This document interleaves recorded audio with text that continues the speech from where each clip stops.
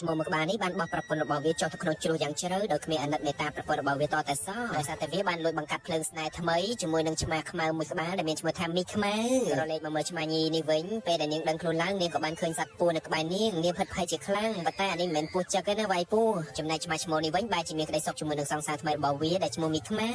បានខ្វល់ពីជីវិតដ៏កំសត់របស់ប្រពន្ធវានៅខាងក្រោមនេះឡើយធ្វើឲ្យឆ្មាញីដ៏កំសត់ម្នាក់នេះរស់នៅខាងក្រោមយ៉ាងលំបាកគ្នាគ្មានចំណីហូបពិបាកក្នុងការស្វែងរកចំណីដោយគ្មានអ្នកណាមកជួយនឹងឡើយពេលយប់ស្ងាត់មកដល់នាងដេកនៅក្នុងព្រៃទាំងភាពភ័យខ្លាចតែម្នាក់ឯងសូមរងចាំទស្សនាវគ្គ2តើវគ្គ2ជីវិតរបស់ឆ្មាកំសត់នឹងទៅជាយ៉ាងណាបងប្អូនប្រហែលជាបានតាមដានជាមួយនឹងវគ្គ1ហើយត្រូវអត់ឆ្មាកំសត់រស់នៅយ៉ាងលំបាកស្របពេលដែលប្តីរបស់វាកំពុងតែសប្បាយជាមួយមីខ្មៅនេះពាន់ឆ្នាំកន្លងផុតទៅ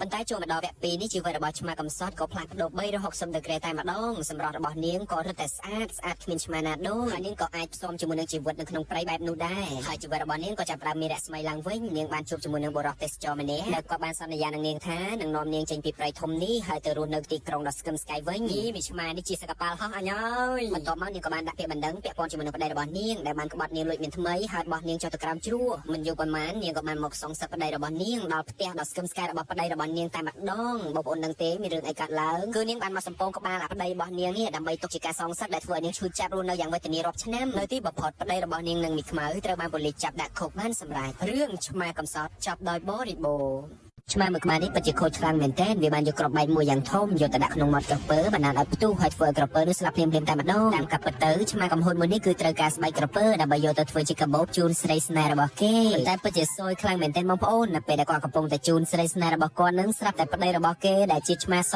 នេះគឺតាមតនល្មមមានអីរត់បាស់កញ្ញាំតែម្ដងនៅពេលនោះដែរប្តីរបស់កាច្រឹបដែលជាឆ្មាសធំនឹងក៏បានកាន់ផ្ទះដេញទៅវាយកាច្រឹបមុនគេដោយសារតែកាច្រឹបនឹងក៏មិនណយដែរណាបន្ទាប់មកទៀតទៅគេដេញសំពងឆ្មាកំហួតតាមក្រោយដោយសារតែវាបានលួចតាក់ទងប្រពន្ធរបស់គេនឹងឯងជាគួរឲ្យអស់សំណើចមែនទែនបងប្អូននៅពេលដែលគេចាប់បានណាឆ្មាធំដែលត្រូវជាប្តីរបស់កាច្រឹបក៏បាននាំវាមកពេទ្យដើម្បីធ្វើការវះពងវាចេញតែម្ដងដោយសារតែវាពូកែតាក់ទងប្រពន្ធរបស់គេពេកធ្វើឲ្យវាមានវិប្បដិសារីយ៉ាងខ្លាំងតែម្ដងដោយសារតែគេមិនអាចយកប្រពន្ធបានជារៀងរហូតហើយឆ្មាសដែលត្រូវជាប្តីរបស់កាច្រឹបក៏យកគេធ្វើជាចុងភៅប្រចាំផ្ទះតែម្ដងមានឆ្មាសមួយក្បាលបានមកមើលរូបនៅក្នុងក្តីសម័យរបស់គាត់នៅហាងមួយកន្លែងតែត្រូវបានបុគ្គលិកសាចំអកខ្លាំងមែនទែនដោយសារតែរូបរាងរបស់គាត់ចឹងណាធ្វើគាត់សម្រេចចិត្តត្រឡប់មកផ្ទះវិញទាំងភាពសោកសៅទាំងមិនអស់ចិត្តតតែសោះរហូតដល់ថ្ងៃមួយទៅគាត់សម្រេចចិត្តតាក់ទងទៅខាងក្លឹបហាត់ប្រាណមួយកន្លែងដើម្បីធ្វើការចោះឈ្មោះហាត់ប្រាណដើម្បីសម្រកគីឡូចឹងណាហើយបើនិយាយពីរៀងរបស់លោកគ្រូគេនឹងគឺថាសង្ហាមែនទែនធ្វើឲ្យនាងមានអារម្មណ៍ថាសប្បាយចិត្តក្នុងការហាត់ប្រាណមែនទែនហ្នឹងយ៉ាបែបនេះឃើញព្រមបានក្នុងកំឡុងពេលដែលនាងដាក់ចិត្តហាត់ប្រាណណាបងប្អូនគ្រូរបស់នាងគឺយកចិត្តទុកដាក់ជាមួយនាងមែនទែនសូម្បីតែការហូបចុក